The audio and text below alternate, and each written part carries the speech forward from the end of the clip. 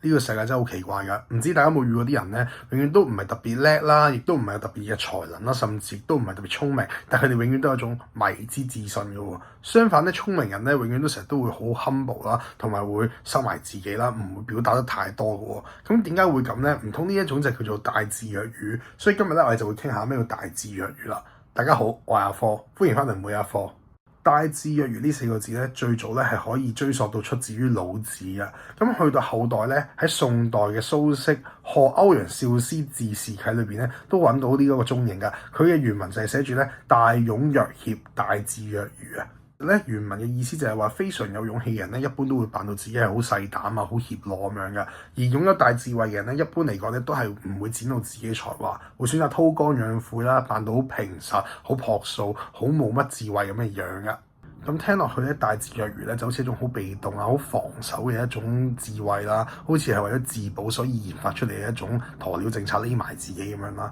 咁但係咧，我個人見到咧就係咧，大智若愚呢個智慧背後咧隱藏住嘅就係點樣可以幫自己擺喺一個更加好嘅優勢度，同埋可以觀察到全面大局，亦都唔需要自己以身犯險啊。咁咧我就會利用呢個《孫子兵法》咧去講解下究竟咩叫做大智若愚啊。關於《孫子兵法》嘅內容咧，如果大家有興趣嘅話咧，我可以喺未來嗰度製作更多影片咧俾大家睇嘅。咁我就會節錄呢個《孫子兵法》嘅其中一句啦，就叫做兵者詭道也先啦。咁兵者詭道也點解咧？其實就係講緊凡係用兵作戰嘅咧，都係要講求一種詭異嘅方法㗎，同埋要令人出其不意啊。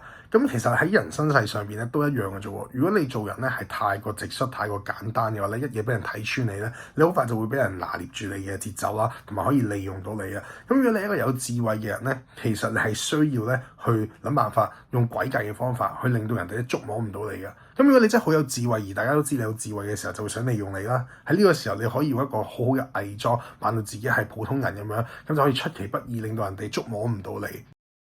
咁喺兵者詭道也下一句咧就講到話，故能而示之不能，用而示之不用。咁呢一個咧我就覺得更加符合呢一個大智若愚嘅諗法啊，就係講緊話咧，如果你有能力嘅人，你就要扮做冇能力；你要做一樣嘢嘅時候，就要扮自己唔想做一件事。有幾班入去咬我食啊！彈出彈入喎，打我一巴。好啊！呢個有智慧嘅人咧，一定會選擇咧嘗試退後一萬步，以局外人嘅身份咧去觀察一個環境，而唔係選擇當局者迷。咁所以咧，大智若愚呢一個理念咧，其實係符合翻佢哋做嘢嘅標準啦，同埋幫助到佢哋提醒佢哋一定要去好好觀察呢個環境，利用環境嘅因素、有利嘅因素咧，去製造一個優勢出嚟嘅。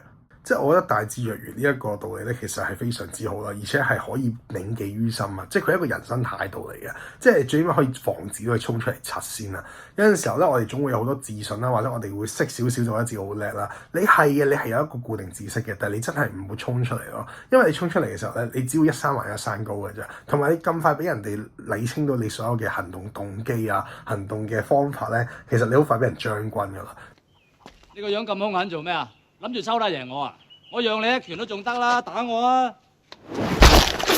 即係用一個最實際嘅例子咧，就係追求另一半啦。即係如果你中意一個男仔、一個女仔都好啦，如果你一開波已經證明 show 到你好中意佢啊，同埋你不斷地去講你好愛佢啊，而且你為佢乜都願意付出咧，其實咁樣咧反而係好容易俾人捉到你嘅套路啊，捉到你嘅目的啊。咁其實對方就未必會咁珍惜你噶啦，反正你係咪都會留喺度噶啦？你咁沉佢係咪先？公子啊，你啊真係識貨啊！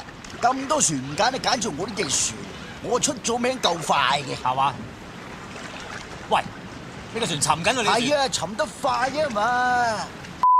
咁如果你識得大智若愚啊，你唔會咁容易去 show 到俾佢睇你嘅目的啊，或者你識得拉一拉嘅距離嘅話咧，反而會令到對方咧捉摸唔到你嘅動機啦，唔知道你係想要佢咧定係唔要佢啦。喺呢個時候你可以作出一個進可攻退可守嘅位置咧，反而係更加幫助到你自己去追求呢一個女仔或者呢個男仔嘅。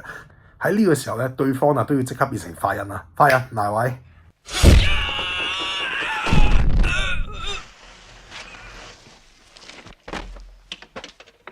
好難捉我啊！